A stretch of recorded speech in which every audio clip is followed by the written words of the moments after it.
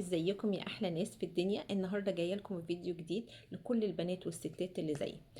احنا ايدينا جسمنا بيتعرض لحاجات كتيرة قوي خلال فترة الصيف بالذات. ان احنا بنتعرض للمية كتير، ان احنا بنتعرض لشمس، بنتعرض ايدينا مثلا برضو بتتأثر بشغل البيت، في حاجات كتيرة قوي بنتعرض لها في خلال فصل الصيف. فدي بتأثر على البشرة عامة. هقول لكم على شوية حاجات انا استخدمتها، ايه اللي ممكن انا هبدأ اكرره تاني وايه اللي انا مش هستخدمه تاني خلاص. في حاجات استفدت منها واقدر اكررها تاني، وفي حاجات جديدة انا جربتها مثلا مع ناس تانية وشفت الافكت بتاعها وعجبني، وقلت اول لما الحاجات اللي عندي تبدأ تخلص هبدأ استخدم واجيب الحاجات الجديدة دي. اوكي، نبدأ مع بعض. هقول لكم اول حاجة انا استخدمتها كانت ايه. في وقت بعد كده كان نازل قوي قوي اللي هو الكيراند مور. كان نازل وكان اوريدي انا مش لاقياه في اي مكان، يعني كان مش موجود ولا في الصيدليات ولا في اي محلات الكوزماتيك ولا اي حاجه. ما كنتش لاقياه خالص. لقيته اعتقد على نون او جوميا وجبت منه كذا نوع. انا ما كنتش عارفه ان هو يعني الانواع بتختلف عن بعض. يعني انا مثلا مشكلته بعد ان الباكج بتاعته دي لا مش حلوه خالص. الكيراند مور اللي نزل بعد كده اللي هو في التيوب، لا ده رهيب، ده يجنن، ده ممكن فعلا فعلا ده من الحاجات اللي لازم هرجع استخدمها تاني.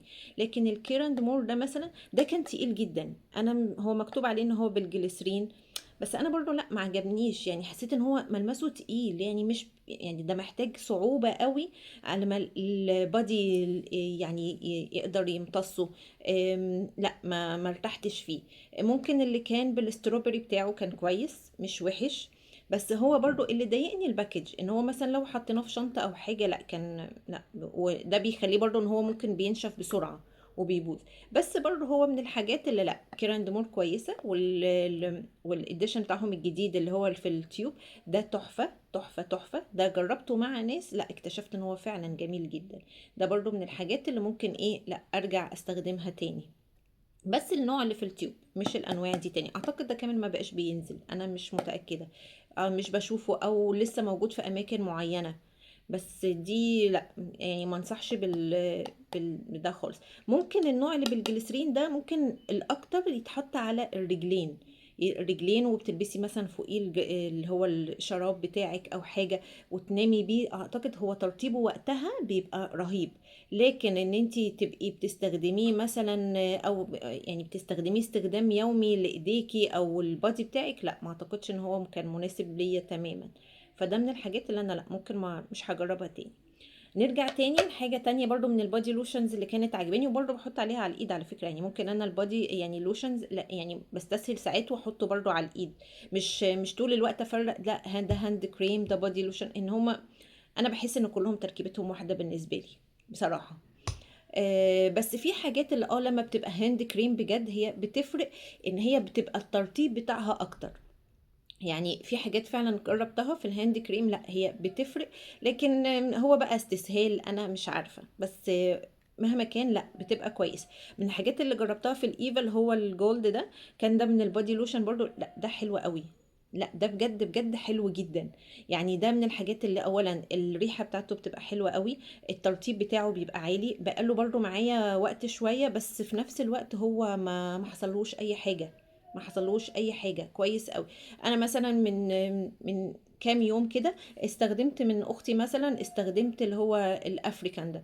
انا مثلا لقيت ان هو برضو القوام بتاعه المية بتنزل الاول وبعد كده هو القوام بتاعه والريحة بتاعته متغيرة. هي لسه جايباه، هو مش بقاله مثلا وقت كبير. ده من الحاجات اللي قلت لا استحالة فعلا اجربها. مع ان بقى الترطيب بتاعه هو يعني بعد شوية هتلاقي ترطيبه على الايد رائع، رائع بجد. لكن انا الملمس اللي هو برضو بيفصل ده من الكريم، بيفصل المية اللي جواه او السوائل اللي جواه دي بتتفصل، انا لا ما اقدرش استخدمها تاني. لكن ككريم هو ريحته، هي بتقول ان ريحته كويسة بس انا حاسة وقتها ان هو باظ، انا مش عارفة. هي لسه جايباه والاكسباير برضو بتاعه شغال. في حاجات ممكن لو في حرارة شوية مع جو الصيف بتفصل، ده بيحصل لها، ما دي برضو مش حاجة صح. ما هو انا برضو مش طول الوقت هبقى مشغله على الكريمز دي او حطاهم مثلا. يعني ما كل الحاجات دي بتتحط على في مكانها، لكن مش بتتحط مثلا في تلاجة او في تكييف طول الوقت. مع هما مش بيقولوا اكيد في الانستراكشن بتاعتها كده. فدي حاجة من الحاجات اللي لا ايفا بصراحة لا يعني اكرره تاني، بس في الفترة اللي جاية عايزة استخدم حاجات اكتر. كنت بستخدم طبعا يعني بس اند بادي ده لا يعلى عليه، بس بقالي فترة بصراحة ما جبتوش، ان كنت بدأت استخدم الحاجات اللوكال براند ان هي سعرها مناسب وكويسة.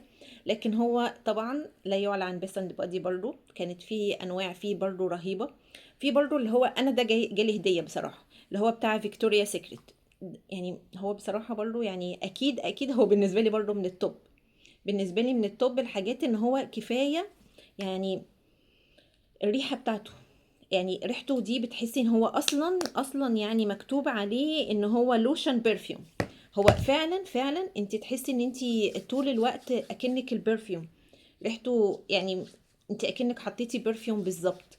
فطبعا هو ده من الانواع الكويسه جدا اللي انا يعني لو جالي هديه تانية استخدمه. لكن ممكن لا مش هشتريه انا. في برضو جالي هديه كان نوع اسمه هاند اند نيل كريم ذا بيوتي باي سيكريت. ده برضو يعني ده جالي هديه، اعتقد كان يعني هو نوع كويس قوي بصراحة. برضو انا اول مرة كنت اشوفه او اعرفه، بس هو بصراحة لا حلو قوي قوي. بس انا بالنسبة لي لا فيكتوريا سيكريت هو التوب. فانا دي الحاجات اللي انا مستخدماها في الفترة الأخيرة. في حاجات تانية لو افتكرت هبدأ اتكلم عليها في فيديوز تانية، بس هي دي الحاجات اللي انا استخدمتها في الفترة الأخيرة وكنت مبسوطة معاها. انتوا برضو اكتبوا لي في الكومنتات ايه كنتوا بتستخدموه، ايه مثلا ايه حاجات برضو تبقى سعرها مناسب وجودتها كويسة. يعني نحاول برضو ان احنا نتفاعل شوية في الكومنت، بحيث ان احنا كل واحد يقول تجربته، وممكن حد تاني وهو بيقرا الكومنت هيستفاد من كل الحاجات دي. فكنت مبسوطة قوي النهاردة في الريفيو ده. واكتبوا لي برضو محتاجين تعرفوا ريفيوهات تانية عن ايه، ونتواصل مع بعض على طول. باي باي.